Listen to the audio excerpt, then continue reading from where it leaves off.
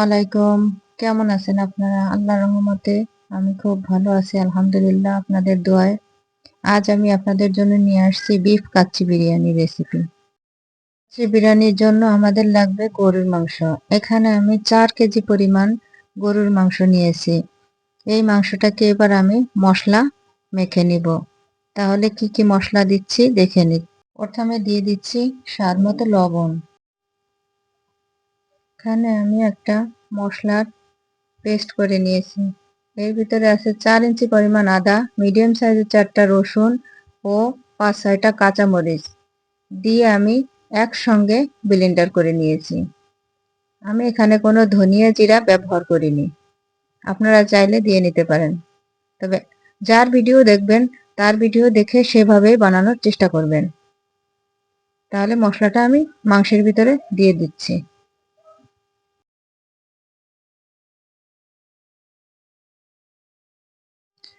আমার হাতের 1 মুঠো চীনাবাদাম আর 1 কাপ টক দই আমি একসঙ্গে ব্লেন্ডার করে নিয়েছি।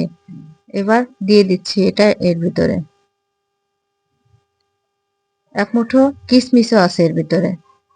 কিশমিশ, টক দই এবং বাদাম আমি একসঙ্গে ব্লেন্ডার করে মাংসের ভিতর দিয়ে দিচ্ছি।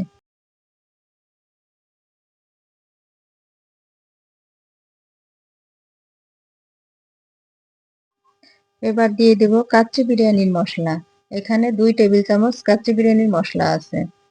আমি 1 প্যাকেট কিনে একটা বয়ামে, কাচের বয়ামে ঢেলে রেখে দিই। ওইখান থেকে 1 চামচ 2 চামচ আমি যতটুকু পরিমাণ মাংস নিই সেই হিসাব করে দিয়ে দিই। আমি খুব বেশি কাচ্চি বিরিয়ানির মশলাটা ব্যবহার করি না। শুধু একটু ওর নিজস্ব একটা ঘ্রাণ আছে, ওই ঘ্রাণের জন্যই এই মশলাটা আমার দেওয়া। আমি তো ঘরেই সব মশলা বানিয়ে দিই। এবার দিয়ে দিচ্ছি 3 টেবিল চামচ ঘি।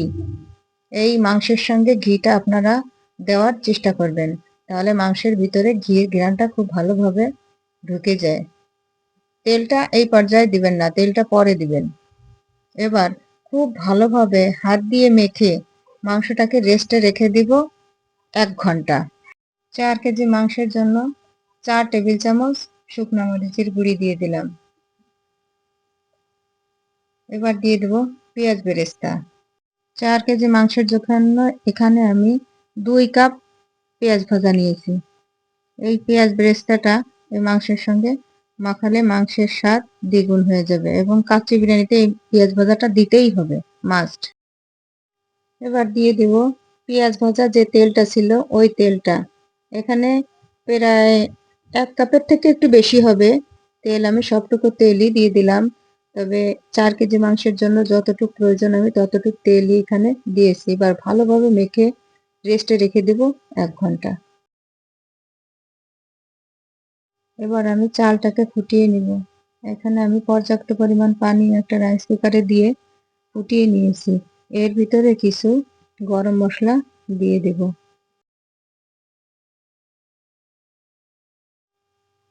এখানে আমি 4টা তেজপাতা এরকম একটু কেটে নিয়েছি এবং কাবাব চিনি, এলাচ ও দারচিনি। এখানে কোনো লবঙ্গ দেইনি আমি। লবঙ্গ ও গোলমরিচ দেইনি এবং পর্যাপ্ত পরিমাণ পানির ভিতরে স্বাদ মতো লবণ দিয়ে দিয়েছি। এখানে আমি 4 টেবিল চামচ লবণ দিয়েছি এবং সামান্য একটু তেলও দিয়েছি ভাতটা যাতে ঝরঝরে হয় এজন্য। এবার আমি 4 কেজি মাংসের জন্য 2 কেজি চাউল, বাসমতি চাউল ভালোভাবে ধুয়ে 1 ঘন্টা ভিজিয়ে রেখেছিলাম। এবার ওই চাউলটা আমি এর ভিতরে দিয়ে দিচ্ছি। তবে এখানে একটু আপনারা সাবধানতা অবলম্বন করবেন। পানিটা খুব গরম, ছিটকে গায়ে না লাগে। এই চাউলটা আপনারা একবার ফুটিয়ে নেবেন। একবার বলক উঠলেই চুলাটা অফ করে ভাতটা মাংসের ভিতর দিয়ে দিবেন। ফিরে আসছি 1 ঘন্টা পর। এখানে 4 কেজি মাংসের জন্য আমি 4 টেবিল চামচ চিনি দিয়ে দিচ্ছি। কারণ এখানে 1 কাপ পরিমাণ টক দই দেয়া আছে। টক দইয়ের ব্যালেন্সটা ঠিক রাখার জন্য চিনিটা আমাদের দেওয়াই লাগবে। এবং আরো প্রায় হাফ কাপের মতো তেল আমি দিয়ে দিচ্ছি। এবার আমি হাত দিয়ে মাংসটাকে খুব ভালোভাবে একটু মেখে নিব।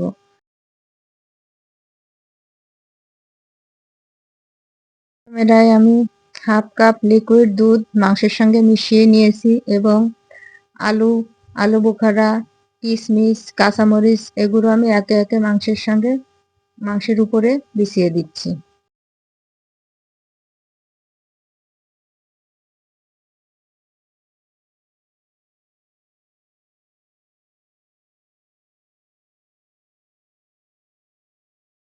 টেবিল চামচ গুঁড়া দুধ আমি একটু মাংসের উপরে ছিটিয়ে দিয়েছি এবং ওই যে চালটা আমার একবার ফুটে উঠেছে ওই চালটা এবার আমি একে একে ওর উপরে ওই গরম ভাতটা বিছিয়ে দেব।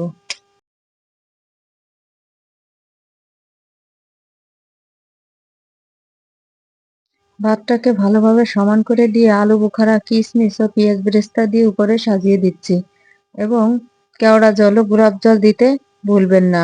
এটা কিন্তু একটা শাহী ফ্লেভার নিয়ে আসে।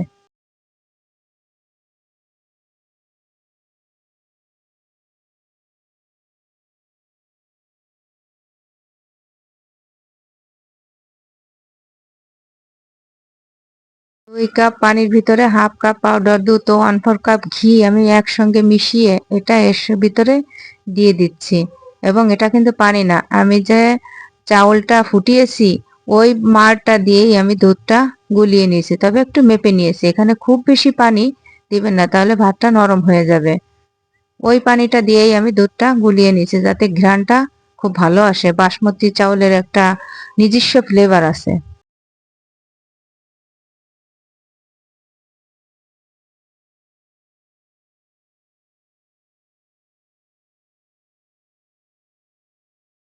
পাতিলের মুখটা আমি আটা দিয়ে ভালোভাবে সিল করে এবার হাই হিটে রান্না করে নেব 10 থেকে 15 মিনিট। 15 মিনিট পরে আমি চুলাটাকে একদম ডিম করে রেখে দেবো 1 ঘন্টা। 1 ঘন্টা পরে চুলাটা বন্ধ করে আরো 1 ঘন্টা আমি রেস্টে রেখে দেব। 2 ঘন্টা পরে আমি পাতিলটা খুলবো। ফিরে আসলাম 2 ঘন্টা পরে। এবার আমি পাতিলটার মুখটা খুলে নিচ্ছি। পাতিলটা খোলার সঙ্গে সঙ্গে ঘ্রাণে আমার বাসাটা পুরো ভরে গেছে। তো আপনারাও এভাবে রান্না করবেন। দেখুন আমার ভাতটা কত সুন্দর ঝরঝরে হয়েছে এবং আমার পাতিলের নিচেও কিন্তু লেগে যায়নি। এখানে আমি 2 টেবিল চামচ ঘি দিয়ে ভালোভাবে একটু মিশিয়ে নিয়েছি। দেখুন আমার রাইসটা কত সুন্দর ঝরঝরে। আপনারা পানির মাপটা ঠিক রাখবেন। আমি ছোট ছোট কিছু কথা আপনাদের বলেছি, যার জন্য দেখা যাচ্ছে আমার ভিডিওটা একটু লং হয়ে গেছে। তবে আমি যদি আপনাদের কথাগুলো বুঝিয়ে না বলি, কেউ আপনাদের এভাবে বলবে না। যেমন আমি চালটাকে একবার ফুটিয়ে নিয়েছি, এভাবে আপনারা একবার ফুটিয়ে আপনারা এইভাবে করে বাসমতি চাল দিয়ে কাচ্চি বিরিয়ানি রান্না করবেন, দেখবেন আমার মতোই পারফেক্ট হবে। আমার প্রাণের প্রিয় বন্ধুরা, দেখুন আমি সার্ভ করে নিয়েছি, দেখতে কতটা লোভনীয় লাগছে। ঠিক আমি যে যে জিনিসগুলো দিয়েছি, যেভাবে করেছি আপনারাও চেষ্টা করবেন ঠিক একইভাবে করার। ঠিক আমার মতোই আপনাদের পারফেক্ট ভাবে হবে। আর আপনারা যদি কোনো নতুন রেসিপি পেতে চান তাহলে কমেন্ট বক্সে কমেন্ট করে জানাবেন, আমি আপনাদের চেষ্টা করব রেসিপিটা দেওয়ার। আজ এ পর্যন্ত, ফিরে আসবো নতুন কোনো রেসিপি নিয়ে। আল্লাহ হাফেজ।